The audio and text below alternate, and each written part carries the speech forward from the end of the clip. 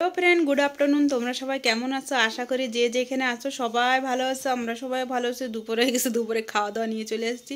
চলো আজকে দুপুরে কী দিয়ে খাওয়া দাওয়া করতেছি দেখাচ্ছি তোমাদের।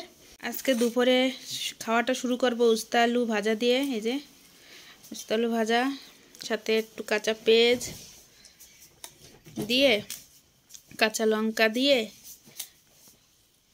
হালকা করে মাখায়ে এবার খাবো। আমার কিন্তু কাঁচা পেঁয়াজ দিয়ে উস্তা আলু ভাজা খেতে দারুণ লাগে। এই যে খাবো।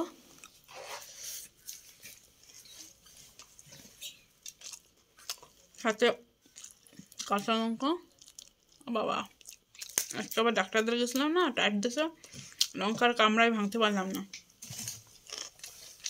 দারুণ লাগে এরকম খাচ্ছে আমার। খাবো টমেটোর সেদ্ধ দিয়ে ভাজা, না সেদ্ধ টিভি সাউন্ড কমা, আবার কপিরাইট পড়ে যাবে। পেঁয়াজের কুচানিটা কম হয়ে গেছে আর কি। লঙ্কা একটু দিয়ে মাখাই নেব। সাউন্ড কমা। ওরে আমি আর কি বলবো কথা, এঠোর মধ্যে রিমোটটা ফেলার জন্য টিভি সাউন্ড পর জানি না কি হবে, কপিরাইট পড়লে পড়বে, আর কিছু করার নাই। এই যে ভয়েস দিয়ে দেবো পরে, এখন আর উপায় নাই। দিয়ে বড়ি পুঁই মুসুরি দিয়ে টমেটো মাখা দিয়ে খাবো, কেননা ভাতের ভাগটা কম, তরকারি ভাগটা বেশি। এই যে খাবো,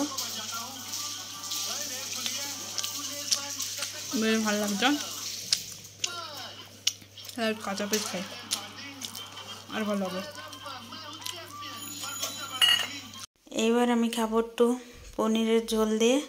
পনির নিয়েছিলাম একটু, টমেটোর চাটনির সাথে একটুখানি নিয়েছিলাম, আর একটু নিলাম, ভালো লাগলো তাই আর একটু ঝোল দিয়ে মাখায় নিলাম। বেশ ভালো লাগছে পনিরের তরকারি, তো আমি ভাবলাম কি সবটাই ঢেলে নিয়ে নিলাম। কিছুটা মানে দেখলাম ভাত কম হয়ে গেছে, তরকারি বেশি হয়ে গেছে, ভাত পরিমাণটা কম হয়ে গেছে। কিছুটা রেখে দিলাম, পরে না শুধু শুধু খাবো দেখে আর একটু লঙ্কা ডলে নেবো, যেহেতু ছেলেদের ঝাল খায় না ওই জন্য ঝাল দেওয়া হয় নাই। আর পনিরটা বিশেষ করে ওদের জন্যই করা, তাই আমি আবার একটু পেস্ট দিয়ে পনির দিয়ে ভাত দিয়ে খেয়ে দেখি কেমন লাগে। আমার কেমন লাগে বলে আমি তো খাইছি, দারুণ লাগছে কিন্তু আজকে পনিরের তরকারিটা, মানে প্রত্যেকটা রান্নাটা খুব ভালো লাগছে খেতে।